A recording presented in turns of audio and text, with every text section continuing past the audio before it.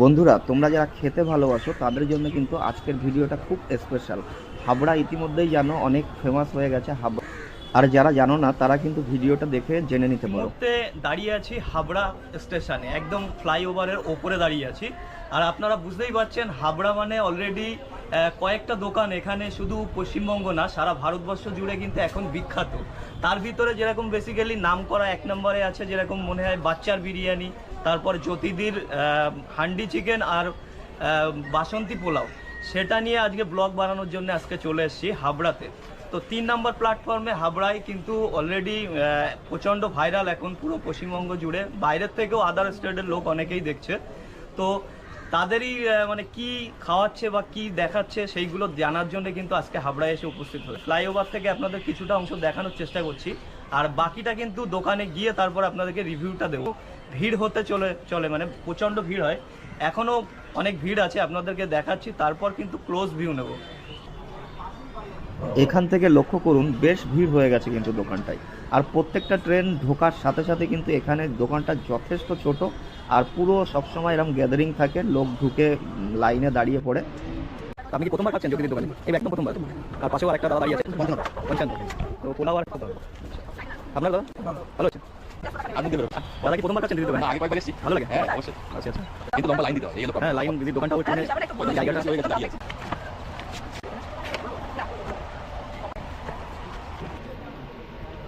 ভালো আছো দিদি? হ্যাঁ ভালো আছি। আপনি ভালো আছেন? হ্যাঁ ভালো আছি। আজকে কতটা বানালেন? ও রোজ এখন যা হয় 40-45 কিলো পোলাও আর চিকেন থাকে 45 তো কিলো, মোটামুটি মাটন এক- 5 কিলো। আচ্ছা, মটন 5 কিলো আর চিকেন হচ্ছে 45 45 কিলো। তো মোটামুটি কটার থেকে খোলা থাকে? মোটামুটি এখন ওই 1টা-2টার মধ্যে খোলা হয়, রাত 10টা পর্যন্ত হয়। 10টা অবধি চলে তো? এই না বল।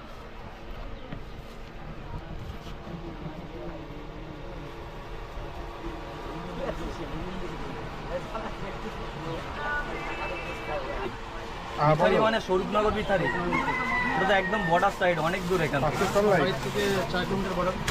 আচ্ছা, আপনি তো অনেক দূর থেকে এসেছেন। আমরা একটা খাবো, আমাদের দাও। হ্যাঁ দেবো। প্লেটে খাবে তো? একটু প্লেটটা আনতে গেছে, একটু দাঁড়াও। কোথায় গেছে? ছেলে গেছে? কিনতে গেছে, ওই মাথায় দোকান। ও 63। আগে ছিল 67।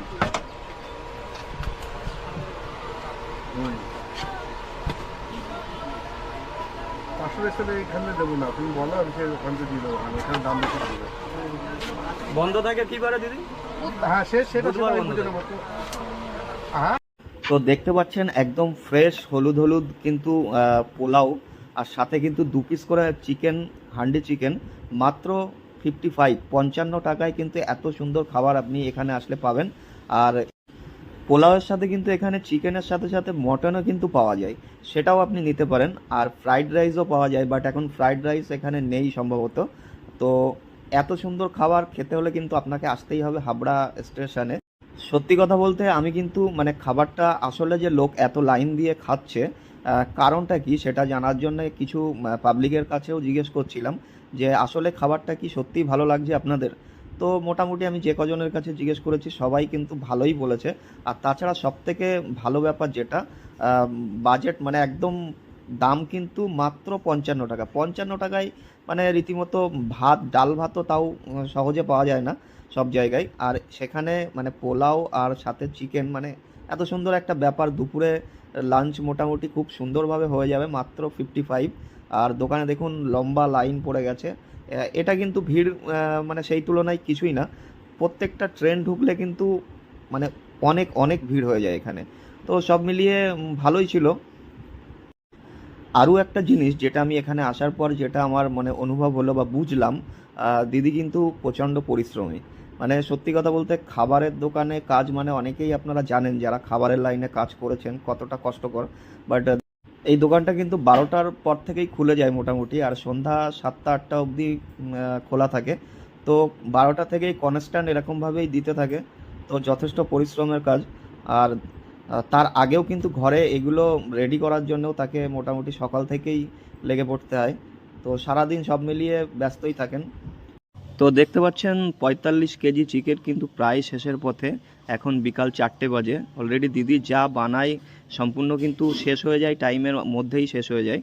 তো আপনারা যারা এত সুন্দর একটা কম্বো পোলাও আর সাথে এরকম ঝালঝাল চিকেন খেতে চান, তারা কিন্তু অবশ্যই হাবড়া স্টেশনে 3 নম্বর প্ল্যাটফর্মে দিদি ওভারব্রিজ থেকে নেমেই কিন্তু আপনাদের চোখে পড়বে। দিদির দোকান যথেষ্ট ছোট, কিন্তু সবসময় গ্যাদারিং ভিড় থাকে, আপনারা কিন্তু আসতে পারেন। আর ভিডিওটা কেমন লাগলো অবশ্যই আমার কমেন্ট বক্সে কমেন্ট করে জানাতে পারেন, আর চ্যানেলটিকে অবশ্যই সাবস্ক্রাইব করবেন।